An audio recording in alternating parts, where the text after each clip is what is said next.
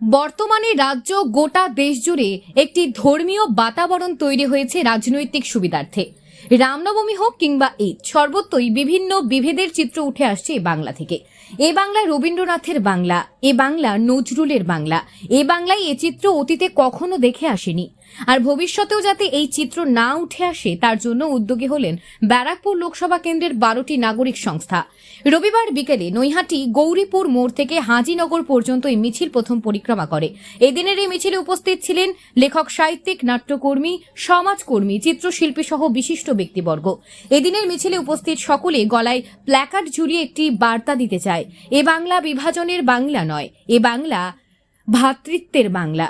এদিনের মিছিলে যে 12টি সংগঠনের সদস্যরা উপস্থিত ছিলেন, সংগঠনগুলি হল নৈহাটি অগ্নিবাণী সাংস্কৃতিক সংস্থা, এপিডিআর নৈহাটি ভাটপাড়া শাখা, Prayas Naihati institute of science and culture, Halisahar সাংস্কৃতিক সংস্থা, হালিশহর বিজ্ঞান পরিষদ, আইসা, এপিডিআর বীজপুর কমিটি, সারা ভারত বিজ্ঞান ও যুক্তিবাদী সংস্থা হালিশহর, কাঁচরাপাড়া সংবর্তক সিনে সোসাইটি, শুক্রচক্র, বঙ্গীয় তপশিলি উপজাতি ফেডারেশন, ভয়েস অব ওমেন, সংগ্রামী শ্রমিক মঞ্চ, গৌরীপুর মজদুর বাঁচাও মঞ্চ, সারা ভারত প্রগতিশীল মহিলা সমিতি, আদিবাসী অধিকার ও বিকাশ মঞ্চ, এআইসিসি টিইউ ও পশ্চিমবঙ্গ গণসংস্কৃতি পরিষদ। ধর্মীয় বিভাজনের উদ্দেশ্যে এবার রামনবমীকে বেছে নিয়েছে। সেই রামনবমীকে কেন্দ্র করে যাতে উত্তেজনা আরো ছড়ায়, মানুষের মধ্যে বিভেদ যাতে আরো তৈরি হয়, সেই চেষ্টা করছে। এই বিভেদকে আমাদের রুখতে হবে। আপনারা গানটা শুনেছেন, এই সাম্প্রদায়িক বিভেদ, মানুষ আজকে সমস্ত মানুষ যদি সচেতন মানুষ, সাংস্কৃতিক চেতনা সম্পন্ন মানুষ আজকে যদি এগিয়ে আসে, এই বিভেদকে রোখা যাবে।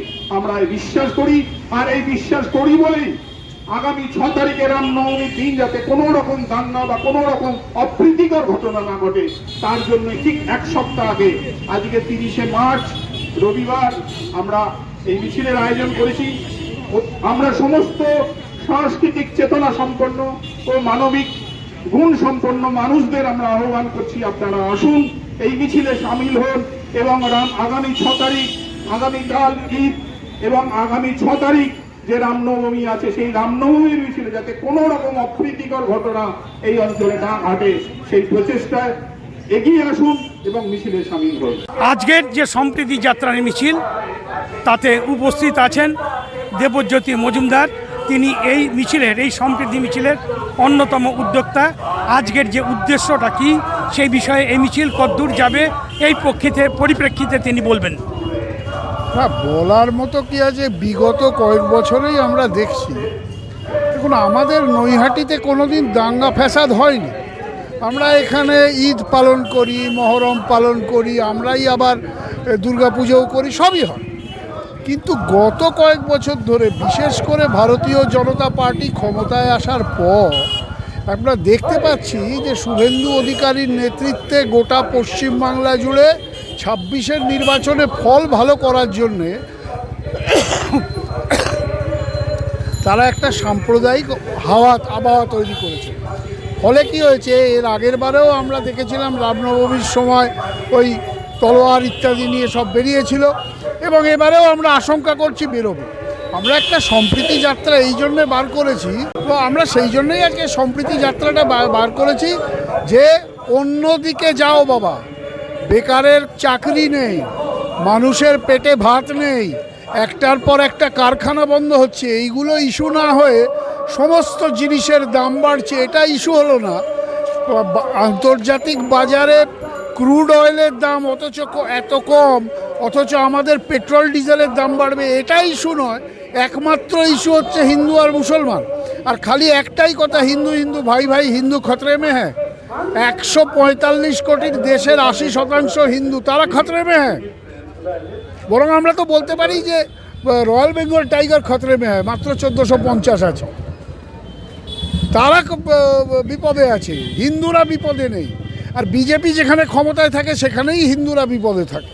এটা একটা অদ্ভুত মানে কি বলবো, এটাকে ফ্যালাসি বলা যায় যে হিন্দুরা সংখ্যাগুরু, অথচ বিজেপি ক্ষমতায় এলেই হিন্দু খতরেমে হয়ে যায়। আর ওই সংখ্যালঘু মাত্র 20% বা আরও কম 18%, তারা হচ্ছে আমাদের মানে বিপদের কারণ। এটা কেউ বিশ্বাস করবে? কিন্তু এটা ঢোকানো হচ্ছে রোজই একেবারে গোয়েবেলসীয় কায়দা, একই মিথ্যে কথা বারংবার বলে সেটাকে বিশ্বাসযোগ্য করে তোলে। এর বিরুদ্ধে আমাদের সম্প্রীতি চাই। এবং একটা ভারী অদ্ভুত হচ্ছে যে আজকে এই মুহূর্তে পশ্চিমবাংলা ২৬ সালের নির্বাচনের আগের পশ্চিমবাংলা, আজকে কিন্তু আমরা ওই মুসলিম লীগ এবং জনসংঘরা যে হাল করেছিল পশ্চিমবাংলায়, মানে অবিভক্ত বাংলার স্বাধীনতার আগে, ঠিক সেই রকম একটা অবস্থায় দাঁড়িয়ে আছি। এখান থেকে আমাদের বেরোতেই হবে, নাহলে আরও বড় বিপদ। তো তিনি বললেন এটা কেবলমাত্র সম্প্রীতি যাত্রা নয়, সচেতন যাত্রা। এই যে একটা বিভাজন তৈরি করে দেওয়ার প্রচেষ্টা, একটা ধর্মীয় উন্মাদনা সৃষ্টি করার প্রচেষ্টা চলছে, তার বিরুদ্ধে মানুষকে সচেতন করবার জন্য। এখানে কোনো ধর্মীয় ব্যাপারই নয়, মানুষের যে দৈনন্দিন জীবনের রুটি রুজির প্রশ্ন, সেইগুলোকে উড়িয়ে গিয়ে সেই কর্মক্ষমতা, মানুষকে কর্মের উদ্যোগী করা, কলকারখানা বন্ধ করে দেওয়া, সেই সমস্তগুলোকে বিষয় না করে একটা ধর্মীয় বাতাবরণ তৈরি করে বিভেদ সৃষ্টি করে ভোটের দিকে নিয়ে যাওয়া, ক্ষমতা দখলের রাজনীতির একটা প্রভাব চলছে। আপনারা দেখতে থাকুন নিউজ হোয়াট অ্যাবাউট, লাইক করুন, শেয়ার করুন।